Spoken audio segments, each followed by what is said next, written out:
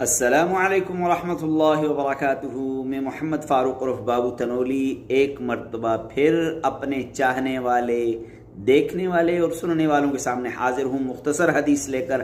آج کی حدیث ہے آپ صلی اللہ علیہ وسلم کا فرمان، اصدق الرؤیا بالاسحار، سچی خواب جو ہوتی ہے وہ سحری کے وقت آتی ہے۔ اصدق الرؤیا بالاسحار، سچی خوابیں سحری کے وقت آتی ہیں، تو سچی خواب آپ کو اکثر سحری کے وقت آئے گی۔ تو آج کی اس حدیث کو یاد کیجئے، اصدق الرؤیا بالاسحار، جتنی بھی ہمیں خوابیں آتی ہیں ان میں سے اکثر و بیشتر سچی خوابیں سحری کے وقت کی ہوتی ہیں۔ تو اللہ تبارک و تعالی ہمیں اپنے پیارے حبیب کی احادیث مبارکہ دوسروں تک پہنچانے کی توفیق عطا فرمائے، اور میرے اس فیس بک پیج کو لائک کیجئے، شیئر کیجئے اور سبسکرائب کیجئے۔